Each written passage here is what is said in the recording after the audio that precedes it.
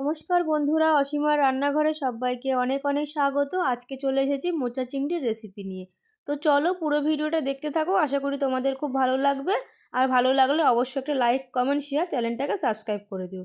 তো দেখো, একটা বড় সাইজের 22 কলার মোচা নিয়ে নিয়েছি, আর মোচাটাকে খুব ভালো করে ছাড়িয়ে নেব। এই মোচার টেস্টটা খুব ভালো হয়। তোমরা চাইলে এই মোচার রেসিপি একদিন হলেও করে খেয়ে দেখো, আশা করি তোমাদের খুব ভালো লাগবে। এবার মোচা থেকে শীটটা ফেলে দেবো। এই শীটটা খেলে অনেকেই বলে পেটে ব্যথা হয়, কিন্তু কি হয় সেটা আমি জানি না, কিন্তু ফেলে দিতে হয় এটা জানি। তো দেখো, এক এক করে শীটগুলো ফেলে দেবো মোচা থেকে। আজকের এই রেসিপিটা যদি তোমাদের ভালো লেগে থাকে, বেশি বেশি করে শেয়ার করে দিও। তো এবার মোচাগুলো আমি কেটে নেব। একদম ছোট ছোট করে মোচাগুলোকে কেটে নিতে হবে। মোচা কাটা একটু ঝামেলা, কিন্তু খেতে অসম্ভব টেস্ট লাগে। কিন্তু আমি যেভাবে রান্না করছি একদমই সহজ পদ্ধতিতে। তো দেখো, মোচাগুলো আমি কেটে নিয়েছি, আর হলুদ দিয়ে ভিজিয়ে রেখেছি। হলুদ জলে রাখলে মোচার কষটা কেটে যায়। আর এদিকে আমি চিংড়ি মাছগুলো কেটে ধুয়ে পরিষ্কার করে নিয়েছি। ছোট ছোট করে আলু কেটে নিয়েছি, দুটো বড় সাইজের। একটা বড় সাইজের পেঁয়াজ কুচি নিয়েছি, আদা, রসুন, লঙ্কা, তেজপাতা সমস্ত কিছু নিয়ে নিয়েছি। এবার একটা কড়াই বসিয়ে কড়াইয়ের মধ্যে দিয়ে দেবো মোচা। হলুদ জল থেকে মোচাগুলো তুলে নিয়ে কড়াইয়ের মধ্যে দিয়ে দেবো। দিয়ে মোচাগুলোকে ভালো করে একটু সেদ্ধ করে নেব। তো দেখো, মোচাটাকে ভালো করে সেদ্ধ করে নেব জল দিয়ে। মোচাটা সেদ্ধ হতে থাক, ততক্ষণ আমি একটা মিক্সচার জারে পেস্ট করে নেব। দিয়ে দেবো 10-12টা কাঁচা পাকা লঙ্কা, 2 ইঞ্চি আদা দিয়ে দেবো। দিয়ে রসুন দিয়ে পেস্ট করে নেব। আর 10-12 কোয়া রসুন দিয়ে দিয়েছি।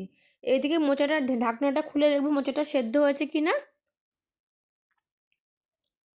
তো দেখো, আমার মোচাটা খুব ভালো সেদ্ধ হয়ে গেছে।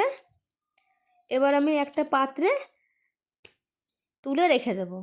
তো মোচাটা ভালো সেদ্ধ হয়ে গেছে, একটা পাত্রে তুলে রেখে দেবো। এবার জলটাকে ভালো করে ঝরিয়ে নেব। আর এদিকে চিংড়ি মাছের মধ্যে 1/2 টিস্পুন লবণ আর 1/2 টিস্পুন হলুদ দিয়ে ভালো করে মেখে নেব।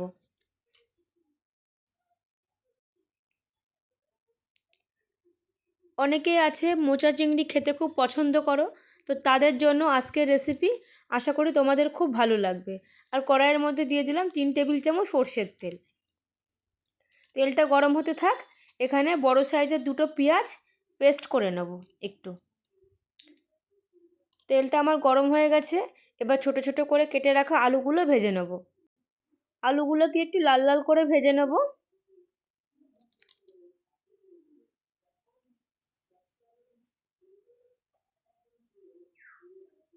আলুর মধ্যে দিয়ে দেবো 1/2 টিস্পুন লবণ আর 1/2 টিস্পুন হলুদ। হলুদ আর লবণ দিয়ে আলুটাকে লাল লাল করে ভাজতে থাকবো। আর এদিকে মোচাটাকে খুব ভালো করে একটু চটকে নেব, যাতে মোচার থেকে জলটা চলে যায়। ভালো করে চিপে নিতে হবে, যাতে কোনো জল না থাকে মোচার মধ্যে।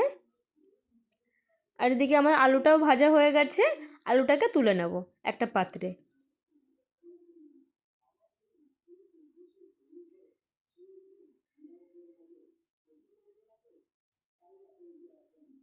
এই রেসিপিটা তোমরা বাড়িতে একবার হলেও ট্রাই করে দেখো, আশা করি তোমাদের খুব ভালো লাগবে।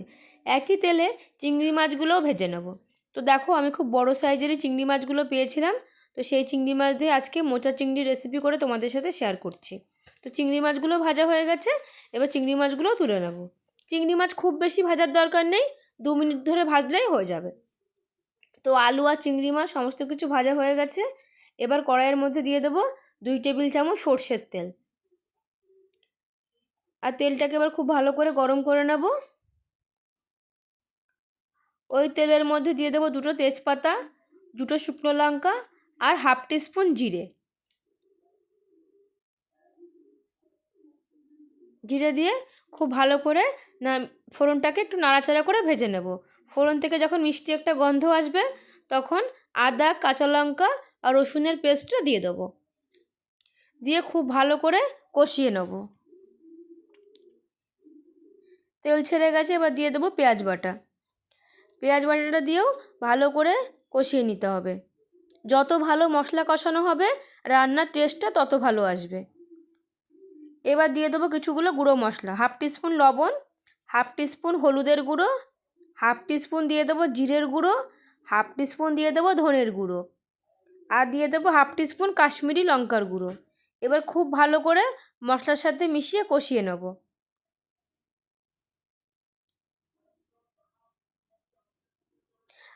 আমি সব রান্নায় একটাই কথা বলি যে মশলা যত ভালো কষানো হবে রান্নার টেস্টটা তত ভালো আসবে। এবার অল্প পরিমাণে জল দিয়ে খুব ভালো করে মশলাটা কষিয়ে নেব, আর দিয়ে দেবো 1/2 টিস্পুন চিনি। চিনিটা দিলে পরে রান্নার টেস্টটা খুব ভালো আসে। তোমরা চাইলে দিতেও পারো, চাইলে নাও দিতে পারো। এবার চিংড়ি মাছ আর আলুগুলো দিয়ে মশলার সাথে খুব ভালো করে কষিয়ে নেব।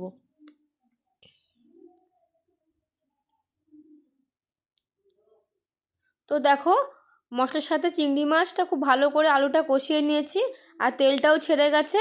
এবার সেদ্ধ করা মোচাগুলো দিয়ে দেবো।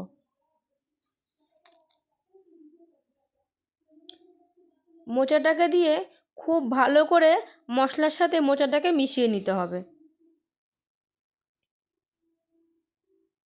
তোমরা তো অনেকে অনেক রকমভাবে মোচার ঘন্ট খেয়ে দেখেছো।